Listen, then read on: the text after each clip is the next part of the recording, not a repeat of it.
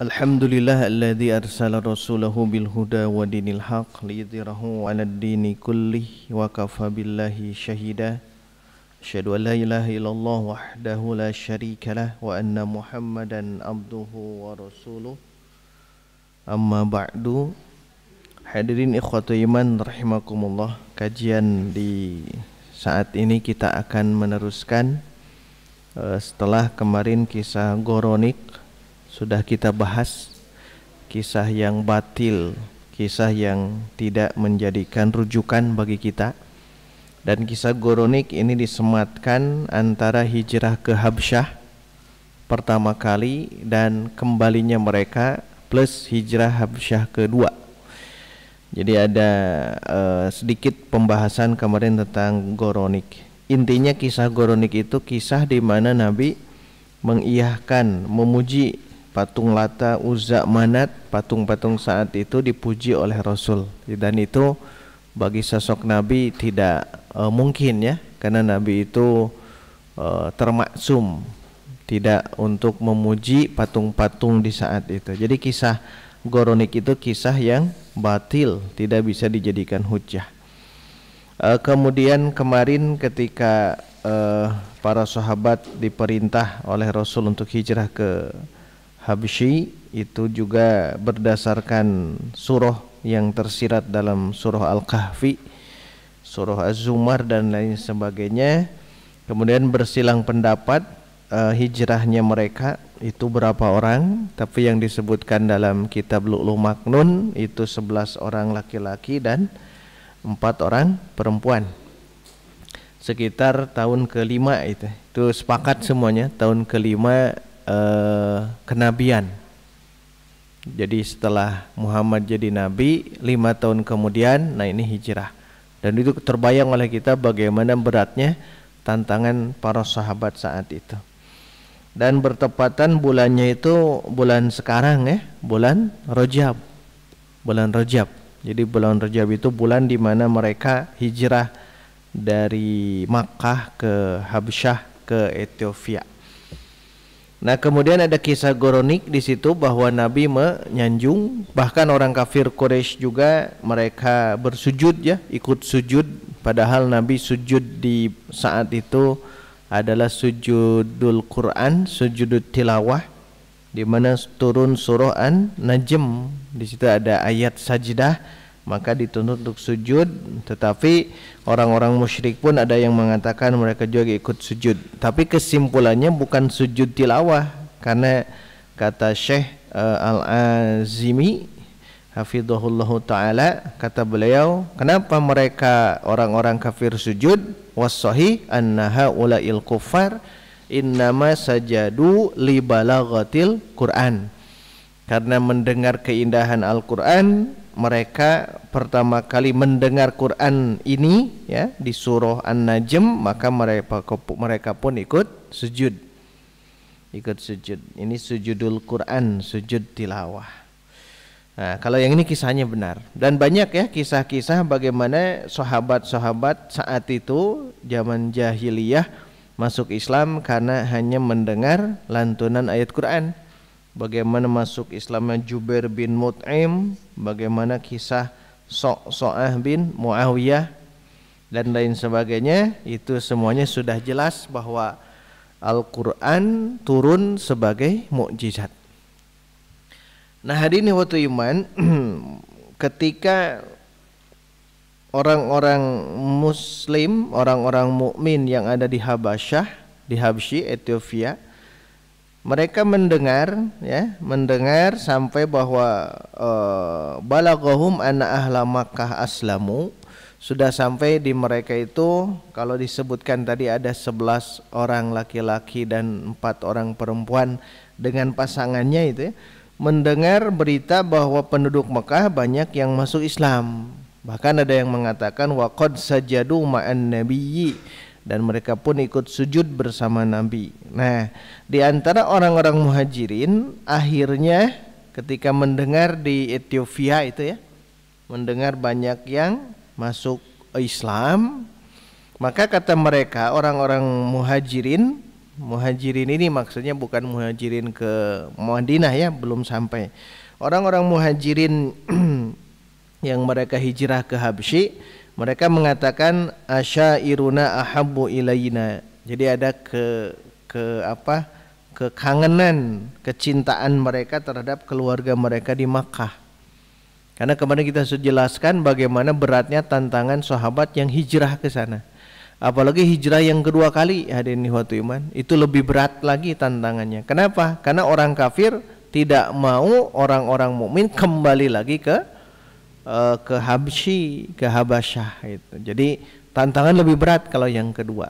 Nah, ini pulangnya mereka dari Habsyah ke Makkah. Dan ini katanya di bulan Syawal fi sanah khamisah lil bi'tsah, pada tahun kelima. Jadi kalau di Rajab ya, di Rajab yang kemarin itu, di Rajab, sekarang ke Syawal. Dari Rajab ke Sya'ban, dari Sya'ban ke Ramadan, Syawal, tuh sekitar 4 bulan 5 bulan mereka berada di sana. Mereka kembali itu karena mendengar berita hoax, berita yang tidak benar bahwa penduduk Makkah banyak yang masuk Islam.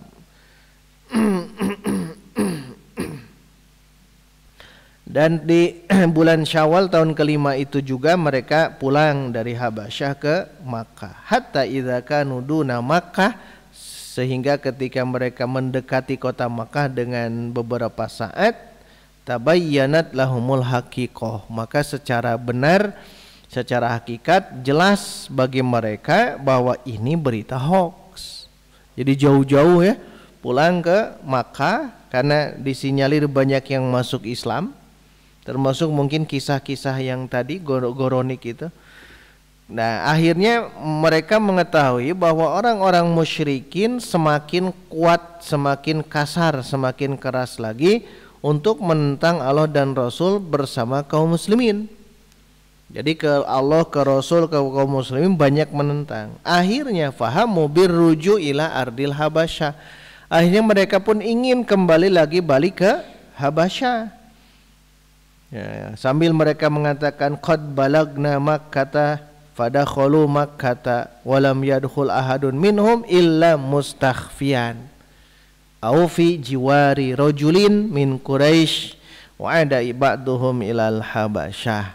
Ini di kisah At-Tabaqatul Kubra Ibnu Sa'ad, bisa dilihat, atau di Al-Bidayah wan Nihayah Imam Ibnu Katsir, atau di Zadul Ma'ad Imam Ibnu Qayyim Al-Jauziyah, dan Sirah Nabawiyah Ibnu Hisham, itu bisa dilihat tentang kisah yang ini. Kata para sahabat, kami sudah sampai Mekah, tapi akhirnya setelah tahu itu adalah berita hoax bahwa mereka orang-orang kafir semakin banyak masuk Islam, ternyata beritanya tidak benar, maka akhirnya terpaksa mereka masuk ke Makkah. Dan ingat di sini jelaskan tidak ada yang masuk seorang pun di antara sahabat ke Makkah illa mustakhfiyan, kecuali istighfa. Istighfa itu sembunyi-sembunyi. Susulumputan tahun kelima masih ya, di bulan Syawal setelah Ramadan, di bulan kelima sambil bersembunyi-sembunyi. Kenapa? Karena kalau sudah ketahuan, wah itu luar biasa, tantangannya berat. Itu yang pertama. Yang kedua, mereka pun masuk bukan sembunyi-sembunyi, au fi jiwari rajulin min Quraisy. Jiwar itu apa namanya, suaka ya. Suaka itu perlindungan, di bawah perlindungan biasanya. Jadi mereka di bawah perlindungan seseorang. Jadi ada yang bersembunyi, ada juga meminta perlindungan. Kalau meminta perlindungan biasanya akan dilindungi oleh orang Makkah itu sendiri. Tetapi tetap saja yang memberikan perlindungan di sini jelaskan contohnya seperti Utsman ya. Utsman bin Maz'un, bukan Utsman bin Affan, bukan.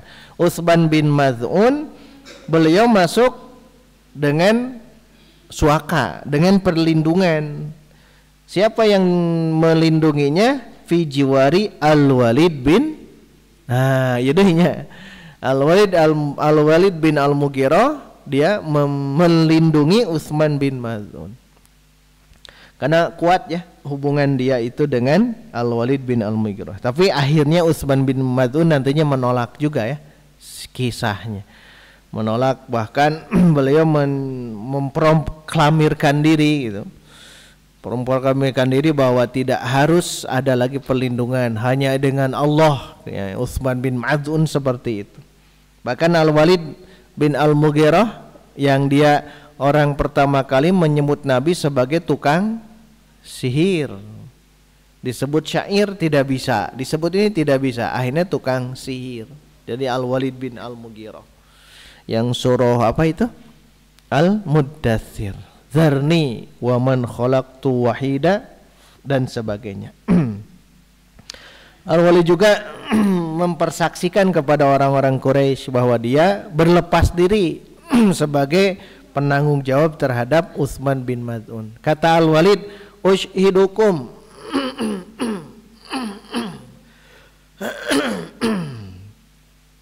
Ushidukum, aku bersaksi bagi kalian, anni bariun min jiwarihi, aku berlepas diri dari perlindungannya Utsman bin Maz'un."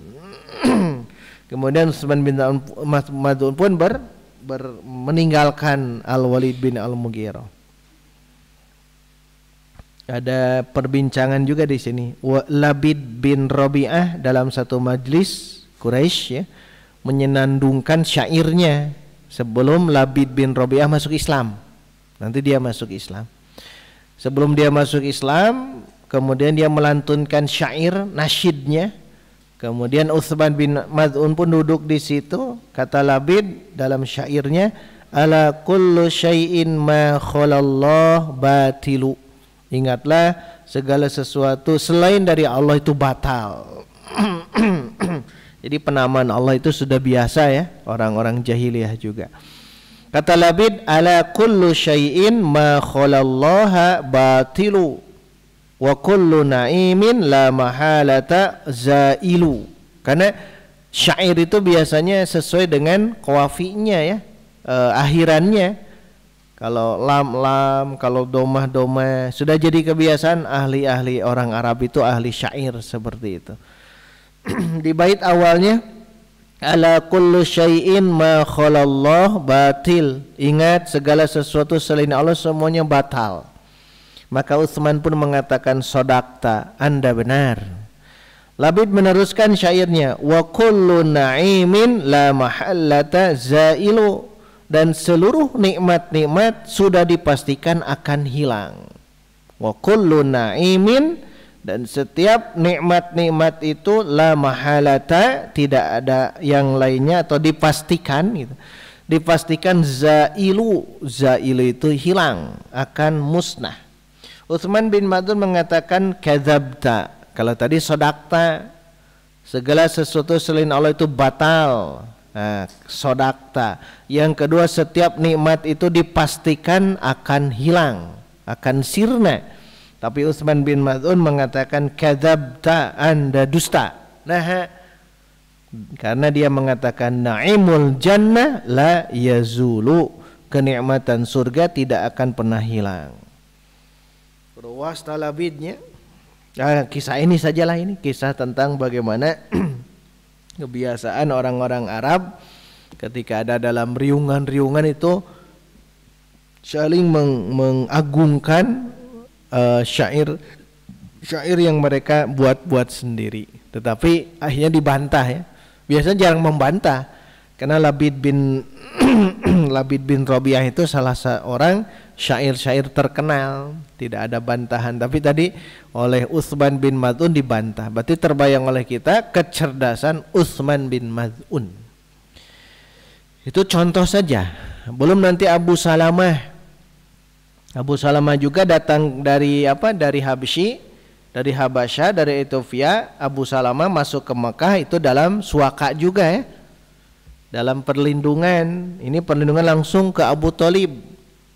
Abu Salamah itu, Abu Salamah bin Abdul Asad Al-Makhzumi ya, Al-Makhzumi ya, suku Makhzum. itu dalam perlindungan pamannya Abu Thalib. Jadi paman juga, tapi paman dari ibu kalau Abu Salamah. Kalau Nabi itu kan paman, Nabi ke Abu Thalib itu paman dari Abdullah bapaknya. Kalau Aminah itu kalau Abu Salamah itu paman dari ibunya, paman dari ibu Abu Salamah. Abu Salamah yang nanti dengan Ummu Salamah, yang nanti di Madinah itu orang yang menginfakkan apa? Ketika mendengar ayat lan tanalul birra yang itu.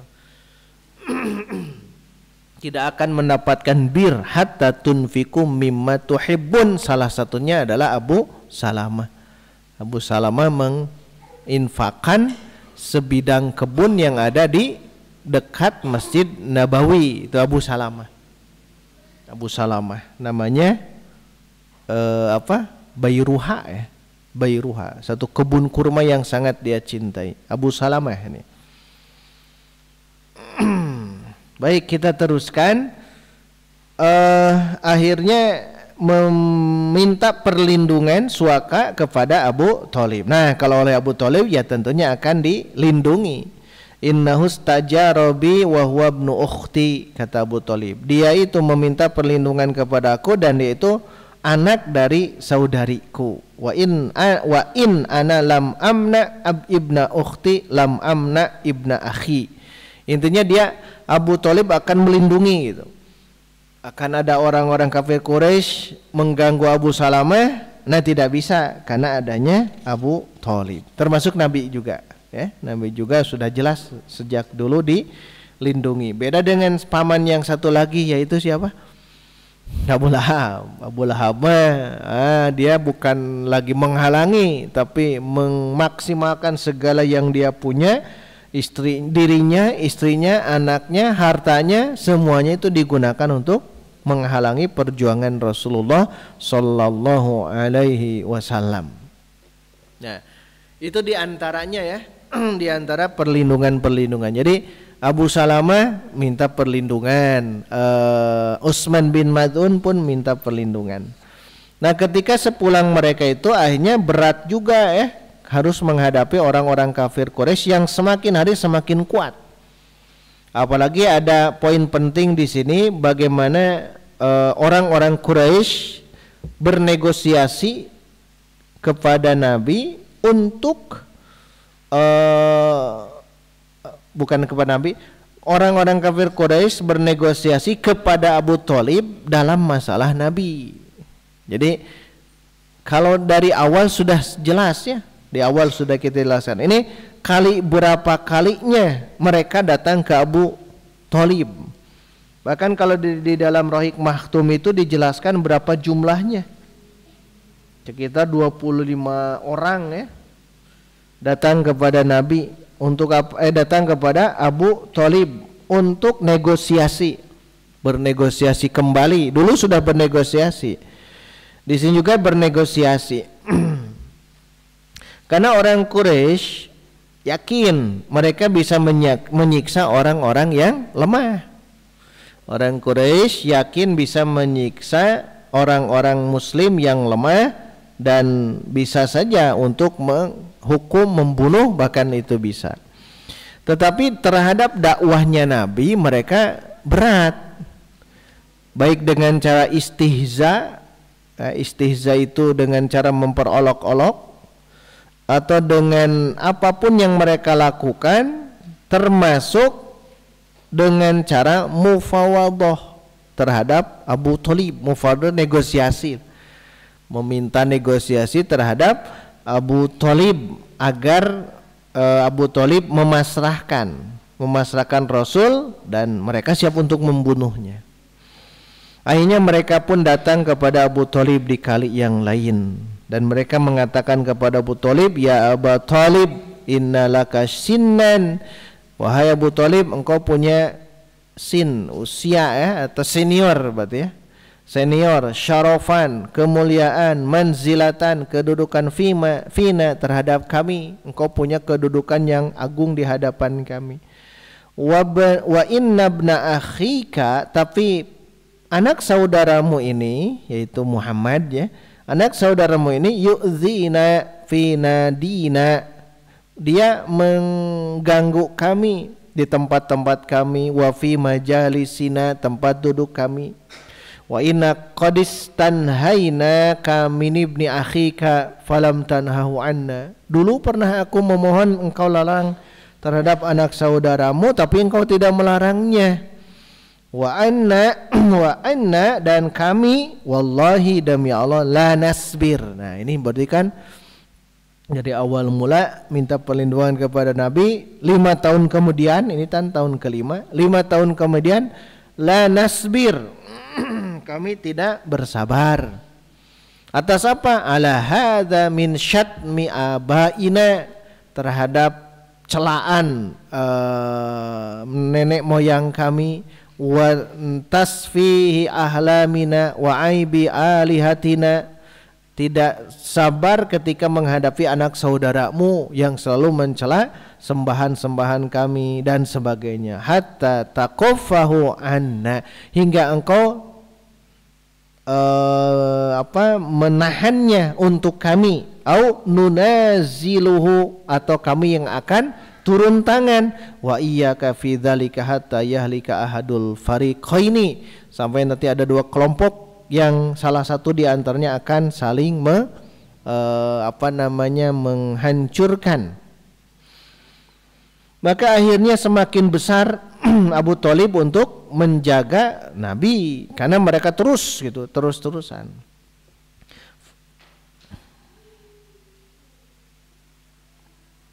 Lalu akhirnya Abu Thalib mengutus Aqil. Aqil itu saudaranya Ali. Aqil, kalau saudaranya lagi siapa? Kan 3 ya, ada Ali, ada Aqil, ada Ja'far. Kalau Ja'far ikut ke Habsyah. Kalau Ja'far, nanti Ja'far itu pulang kembali ketika setelah perang Khaybar. Ja'far, dan Ja'far itu yang negosiasi dengan Raja Habsyi ya. Raja Habsyi itu dinegosiasi oleh Ja'far, putra Abu Thalib. Jadi Abu Thalib itu putra-putranya luar biasa ya. Putra-putranya itu luar biasa. Nah, Ja'far bin Abu Thalib itu sebagai negosiator ya terhadap orang-orang Najasyi agar bisa diterima, dan itu diterima juga. Itu Ja'far. Nanti pulang lagi tidak ke Mekah tapi langsung ke Madinah. Kalau tidak salah setelah perang Khaybar. Beres perang Khaybar, orang-orang yang di Habsyi akhirnya mereka hijrah dari Habsyi ke Al-Madinah Al-Munawwarah. Nah, dipimpinnya oleh Ja'far. Sering diberi gelar Ja'far bin Abu Thalib ini adalah At-Tayyar, sang burung toyar itu ya. Disebut itu, diberi gelar itu. Nah, itu saudaranya. Ini Aqil yang ini. Aqil. Di sini jelaskan Aqil itu diantara putra Abu Thalib, putra paman Nabi, berarti ada hubungannya. Dan Aqil itu diantara orang yang keluar bersamaan dengan orang-orang musyrik untuk perang Badar. Dan itu dipaksa tapi ya, mukrohan. Jadi ketika perang Badar itu tidak semuanya orang kafir Quraisy itu datang ke Madinah untuk perang Badar dengan kesenangan mereka. Ada yang dipaksa, diantaranya Aqil. Jadi Aqil itu diantara orang yang keluar bersama dengan kaum musyrikin menuju perang Badar, mukrohan, dipaksa. Akhirnya fausiro, ditahan Aqil itu di waktu itu. Kemudian tidak ada harta untuk dia tebus Aqil, karena qadarullah keluarga Abu Thalib itu orangnya tidak sekaya paman-paman yang lain. Ini pamannya sudah meninggal, bapaknya sudah meninggal ya, Abu Thalib.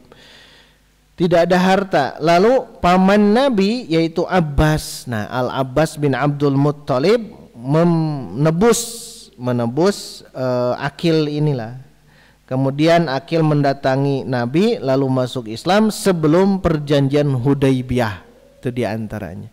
Jadi Aqil itu pernah ikut perang dulu, memerangi Nabi di perang Badar, tapi itu terpaksa. Tapi dibebaskan dengan tebusan Al-Abbas bin Abdul Muttalib. Al-Abbas belum masuk Islam. Al-Abbas itu masuk Islamnya nanti di Fathu Makkah. Fatu Makkah. Sedang perang Badar kan tahun kedua hijrah. Jadi memang ada tebusan-tebusan yang ditebus oleh beliau. Lalu akhirnya beliau itu mendatangi Nabi di tahun ke-8 hijrah dan dia masuk Islam, dan juga beliau yaitu Aqil mengikuti perang Ghazwah Mu'tah, perang Mu'tah. Al-Hafidh Ibnu Hajar dalam Al-Isobahnya, ini kitab Al-Isobah fi Tamyizis Sahabah, kitab Al-Isobahnya kata Al-Hafidh Ibnu Hajar ya, tidak didengar bahwa Aqil itu disebutkan dalam ikut perang Fathu Makkah, tidak juga di perang Hunain. Ka'annahu kana maridon, seperti dia sakit, kata Ibnu Hajar ya. Dan itu juga diisyaratkan bukan oleh Ibnu Hajar tapi Ibnu Sa'ad dalam At-Tabaqatul Kubra-nya. Artinya Aqil itu dia masuk Islam sebelum perjanjian Hudaybiyah, tapi tidak terceritakan beliau ikut perang Fathu Makkah dan perang Hunain. Oleh Ibnu Hajar dikatakan ka'annahu kana maridon, sebenarnya dia sedang sakit, wallahu a'lam. Dan dia itu sebetulnya dalam riwayat yang lain katanya ya, Az-Zubair bin Bakar dengan sanadnya dari Al-Hasan bin Ali, putra Ali Al-Hasan, anna Aqilan kana mimman sabata yauma Hunain. Tetapi dalam riwayat yang lain bahwa Aqil beliau itu orang yang ikut dalam perang Hunain. Wa kana aliman, dia itu orang berilmu, bi ansabi Quraisy, karena nasabnya ke Quraisy dan lain sebagainya. Itu diantara nasab atau biografi singkat tentang Aqil bin Abu Thalib. Kembali ke yang tadi bahwa ketika ada desakan dari orang-orang Quraisy terhadap Abu Thalib, maka Abu Thalib mengutus Aqil putranya kepada Rasul. Ketika Rasul sampai, ketika sudah bertemu dengan Rasul, maka dia mengatakan, Aqil mengatakan, yabna akhi, wahai anak saudaraku, inna qaumaka qad ja'uni, sesungguhnya kaummu itu sudah datang kepadaku, kepada Aqil, bapana asli namanya, kepadaku. Faza'amu annaka tu'zihim fi nadihim wa fi majlisihim fantahi an dzalika. Engkau itu menyangka bahwa engkau itu menyakiti mereka di majlis-majlis mereka, maka berhentilah tentang itu. Wa abki alayya, ikut bersamaku. Wa ala nafsika wala tuhammilni minal amri ma la utiku, janganlah engkau membebankan kepadaku perkara yang aku tidak kuat. Maka akhirnya Rasulullah halaqa bi basarihi. Halaqa ini rafa'ahu, maka Rasul mengangkat pandangannya ilas samai, ke langit, ketika disebutkan oleh Aqil tadi ya. Lalu mengatakan, tarawna hadhihi syamsa, apakah anda wahai Aqil melihat matahari yang ini? Maka mengatakan na'am ya. Maka Rasul mengatakan, ma ana bi aqdara ala an ada dzalika minkum ala an tushgilu minha syuglatan. Aku tidak akan meninggalkan itu dari kalian ya, tidak akan menyibukkan apapun kecuali sibuk untuk berdakwah. Maka Abu Thalib mengatakan akhirnya, wallahi ma kadzaba ibnu akhi qattu farji'u.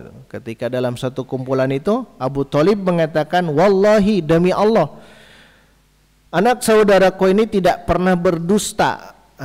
Akhirnya kata Abu Thalib kepada kafir Quraisy, farji'u, pulanglah kalian. Berarti Abu Thalib masih membela terhadap sosok Nabi, tapi beliau tidak masuk Islam. Itu yang membuat sedihnya Nabi. Nanti ada kisah amul huzninya. Ada riwayat yang sering kita dengar ya, hadirin ikhwatu iman, ternyata riwayat ini adalah dhaif. Riwayat ini dhaif. Ketika kisah seperti tadi Datanglah Abu Thalib memohon kepada Nabi untuk melepaskan itu semua. Ada riwayat dhaif yang ini masyhur di dalam sirah Nabawiyah. Apa masyhurnya? Ketika ditawarkan tadi untuk melepaskan itu semua, akhirnya Nabi mengatakan, "Ya ammu, wahai paman, wallahi demi Allah, law wada'u syamsa fi yamini, andaikan mereka menyimpan matahari di tangan kananku, wal qamara fi yasari, bulan di tangan kiriku, ala an atruka hadal amra, agar aku tinggalkan dakwah ini, hatta yudhiruhullahu auha ahlika fihi, sampai Allah akan memenangkan atau aku yang akan mati, ma taraktuhu, aku tidak akan meninggalkan." Itu riwayat dhaifah, lemah. Riwayat lemah. Andaikan mereka menyimpan matahari di tangan kananku, kemudian bulan di tangan kiriku, kalau dalam yang saya hafal, lan atruka hadzal amal, aku tidak akan tinggalkan amal ini. Tadi riwayat nate dhaif. Riwayatnya dhaif. Itu makan kalau Rasul kan jarang-jarang puitis juga begitu ya. Andaikan ini, jarang. Rasul itu biasa saja memastikan dalam bahasa itu tegas gitu Nabi itu. Kalau ini kan bahasanya puitis. Andai mereka menyimpan di tangan kananku matahari, tangan kiriku bulan, kan gitu. Itu riwayat yang dhaif ya. Itu harus dipahami, itu riwayat dhaif. Itu bisa dilihat dalam Sirah Ibnu Hisham atau As-Silsilah Ad-Dhaifah li Al-Albani. Syekh Al-Albani rahimahullahu taala dalam nomornya 909 menegaskan ini riwayat yang dhaif tentang bahasa Nabi yang tadi. Itu ya tambahannya. Hadirin waktu iman, ini mufawadah ya, negosiasi dengan Abu Thalib. Ternyata mereka gagal lagi. Jadi luar biasa ya bagaimana cara 1001 cara yang mereka lakukan agar bisa menghentikan dakwah Nabi.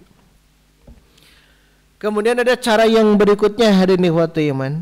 Ketika orang Quraisy melihat bahwa Rasul terus-terusan dakwah dan Abu Thalib terus-terusan menjaga anak saudaranya, menjaga keislaman Nabi, dan bersepakat untuk berpisah dengan kaum Quraisy dan bersepakat untuk menjadikan permusuhan, akhirnya mereka bernegosiasi lagi yang berikutnya. Apa negosiasinya? Mereka menghadirkan kepada sosok Abu Thalib nama pemuda namanya Umarah. Umarah itu putranya tadi itu Al-Walid bin Al-Mughirah, mangkeluk itu luar biasanya. Mangkeluk Al-Walid bin Mughirah sudah tahu ya, begitu. Tapi ada satu sosok namanya Umarah bin Al-Walid bin Mughirah. Ini saudaranya Khalid bin Al-Walid. Khalid bin Al-Walid nanti dia masuk Islam, tapi Umarah bin Al-Walid ini disodorkan kepada Abu Thalib. Ini pemudanya cerdas luar biasa. Ada bapaknya cerdasnya, Al-Walid bin Al-Mughirah itu orang cerdas. Punya anak Khalid, punya anak Umarah itu. Mereka cerdasnya luar biasa. Untuk apa diberikan kepada Abu Thalib? Kata mereka kepada Abu Thalib, "Ya Abu Thalib, qad ji'naka bi fata Quraisy." Wahai Abu Thalib, kami datangkan kepada engkau pemuda Quraisy, jamalan. Non jamalan, tong cantik non. Tampan. Jamalan, tampan, nasaban, punya nasab, nahadatan wa syi'ran, ahli syair. Nahadah itu qawiyan dokhman, gagah gitu. Seorang yang cerdas, tampan, gagah, ahli syair. Itu deh, pemuda yang terbaik, Umarah itu. Umarah bin Al-Walid bin Al-Mughirah. Disodorkan untuk apa? Fakhudhu falakan nasruhu wa akluhu wa mirathuhu. Silakan ambil Umarah bin Al-Walid ini untuk engkau jadikan penolongmu, penolong hidupmu, bisa jadikan sebagai warisanmu, tapi jadikan dan jadikanlah dia anakmu itu. Jadi diadopsi ya, karena ini pemuda yang terbaik. Tapi aslim ilaina ibna akhika hadza.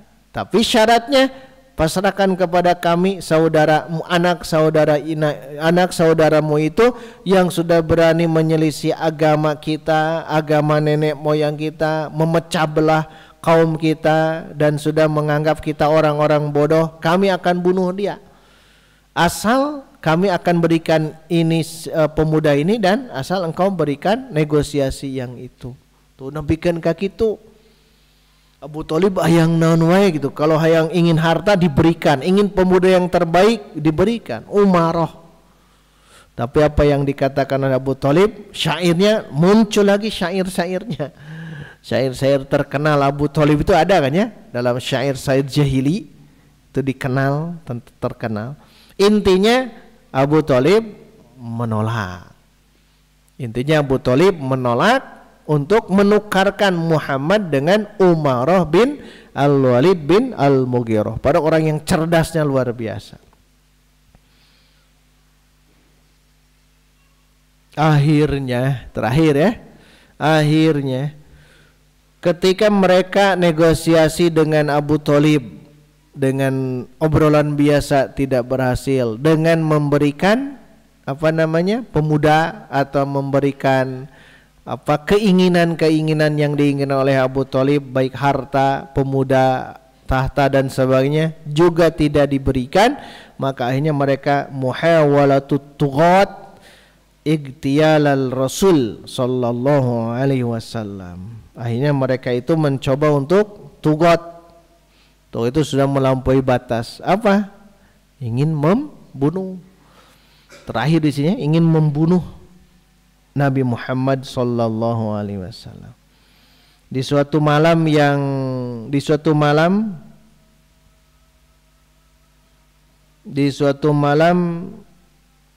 fukida Rasulullah kehilangan hilang itu. Di satu malam Rasul hilang.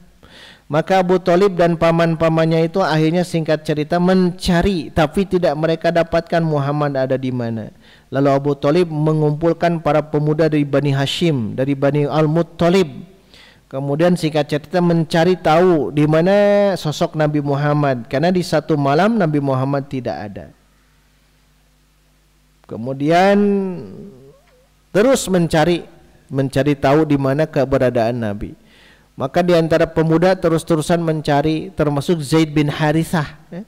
Zaid bin Harithah juga sama, dan mendapati Abu Thalib dalam keadaan itu. Maka Abu Thalib mengatakan, wahai Zaid, apakah anda tahu di mana anak saudaraku? Maka Zaid bin Harithah mengatakan, na'am kuntu ma'ahu anifan. Baru saja saya bersama dengan beliau.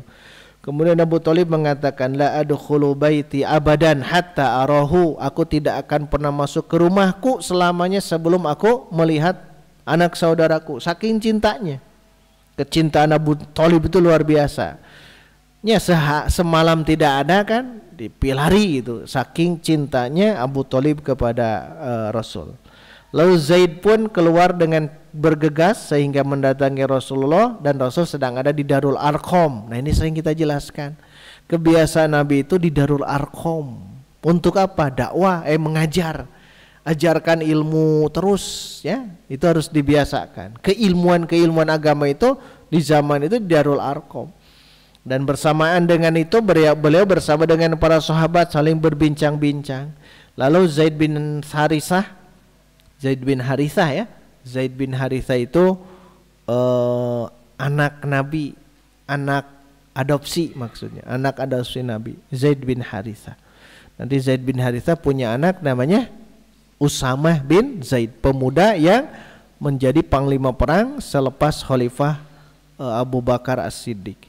Lalu mengabarkan, datanglah Nabi kepada Abu Thalib, maka mengatakan, ya ibni akhi aina kunta, wahai anak saudaraku, di mana saja anda? Akunta fi khair, apakah engkau dalam keadaan baik? Itu kehariwangan Abu Thalib. Maka Nabi mengatakan na'am.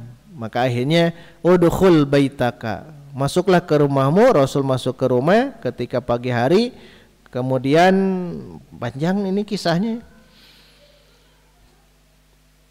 Intinya mereka orang-orang Quraisy Ketika di pagi hari orang-orang Quraisy itu tetap ingin membunuh Nabi. Ingin membunuh Nabi. Akhirnya singkat cerita tidak ada seorang pun yang bisa membunuh Nabi. Dan di akhir falam tazal fikratu tialin nabi tazdadu fi qulubil musyrikin yauman ba'da yaumin. Hari demi hari fikrah orang-orang kafir itu ingin terus, orang-orang kafir Quraisy ingin terus membunuh Nabi. Sampai di riwayat Ibnu Ishaq dan yang lain disebutkan Abu Jahal la'anahullahu alaih, semoga Allah melaknat Abu Jahal, dia mengatakan, ya ma'syara Quraisy, wahai para pemuka Quraisy, inna Muhammadan qad aba, sesungguhnya Muhammad sudah enggan, illa ma tarawna ma'ibi dinana wa syatmi abaina wa tasfihi ahlamina wa syatmi alihatina. Muhammad itu sudah mengganggu keamanan kita gitulah, ketenangan kita, mencaci maki berhala kita dan sebagainya. Wa inni uahidullaha, aku berjanji kepada Allah, kata Abu Jahal, la ajlisanna lahu ghadan, besok aku akan duduk menghadapi dia, bihajarin, dengan membawa batu, ma utiku hamlahu, yang aku tidak kuat membawa batu itu, saking batunya badag, saking batunya besar. Dia bersumpah ya untuk membawa batu dan siap untuk ditimpakan kepada Nabi. Fa idza sajada fi salatihi fadakhtu bihi ra'sahu wa aslimuni inda dzalika aw imni'uni. Kalau nanti dia sujud, perhatikan, aku akan simpan batu ini di atas kepalanya, bukan simpan di baledogan karena mastaka Nabi. Dan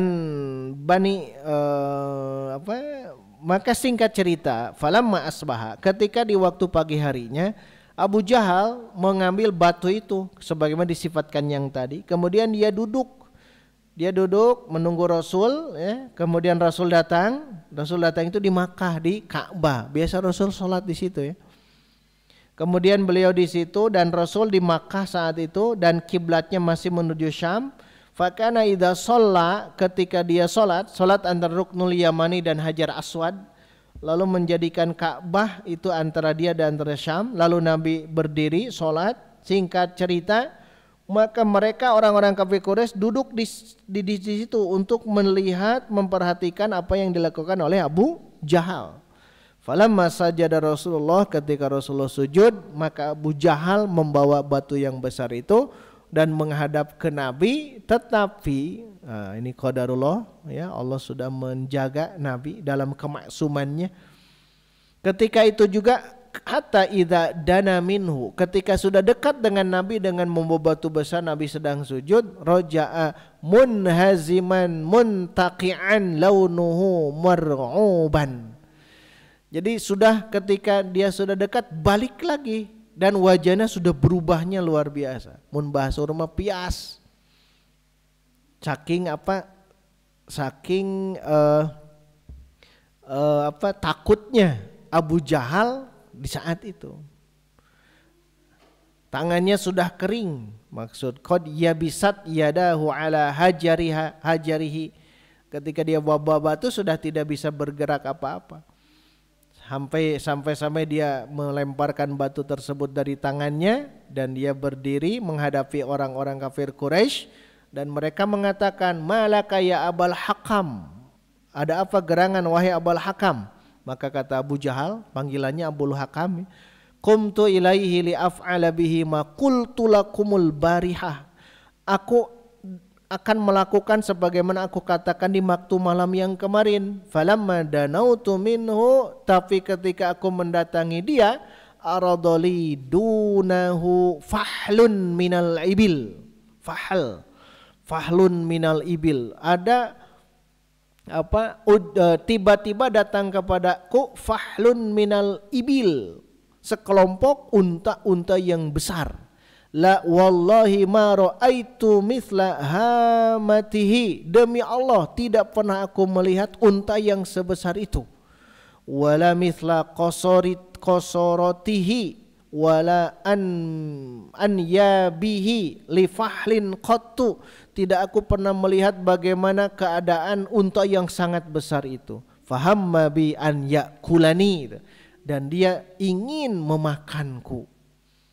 Jadi dengan batu yang sangat besar, Nabi sedang duduk, sedang sujud, mau dibunuh Nabi dengan cara seperti itu, Allah kan menjaganya. Jadi Masya Allah ya, Allah sudah menjaganya. Ibnu Ishaq, ini riwayat Ibnu Ishaq, kata beliau, disebutkan kepadaku bahwa Rasulullah Sallallahu Alaihi Wasallam bersabda, dzalika Jibril. Di satu waktu Nabi mengatakan, itu adalah Jibril. Laudana la akhadahu. Andaikan Abu Jahal mendekat lagi, maka akan direnggut oleh Jibril. Nah, yang dimaksud dengan fahlun minal ibil itu begitu. Unta yang, fahlun itu pejantan ya, unta yang sangat besar gitu. Unta yang sangat besar yang akan memakan dia. Nah, inilah hadirin wa iman, bagaimana keadaan orang-orang kafir Quraisy ya, ingin membunuh Nabi. Ini terakhirnya di sini. Bagaimana mereka ingin membunuh Nabi. Sampai-sampai pun ada sahabat yang pertama kali mengeluarkan pedang fisabilillah. Ada yang tahu siapakah beliau? Di kisah ini terakhir, ada orang yang akhirnya mesat pedangnya sekalian perang gitu. Awwalu man salla sayfan fi sabilillah gitu. Orang yang pertama kali salul menghunus ya, menghunus pedang fi sabilillah adalah Az-Zubair bin Awam. Az-Zubair bin Al-Awam, yang beliau satu di antara 10 yang diberi kabar gembira masuk surga. Az-Zubair bin Al-Awam. Kata Rasul, malaka ya Zubair, ada apa dengan engkau wahai Zubair? Ukhbirtu annaka ukhidta.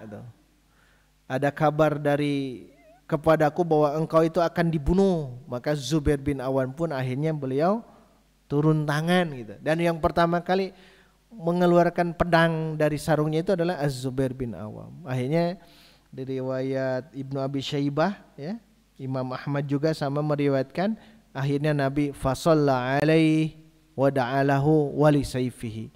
Rasulullah bersolawat kepadanya, maksudnya mendoakan kepadanya untuk kebaikan Zubair bin Al-Awam dan untuk saifnya, pedangnya. Itulah hadirin wa iman di antara bagaimana perlakuan orang-orang kafir Quraisy terhadap Nabi Muhammad sallallahu alaihi wasallam dan juga para sahabat-sahabatnya.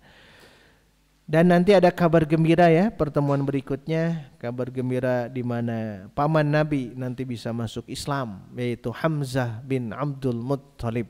Insyaallah kita akan bahas di pertemuan berikutnya.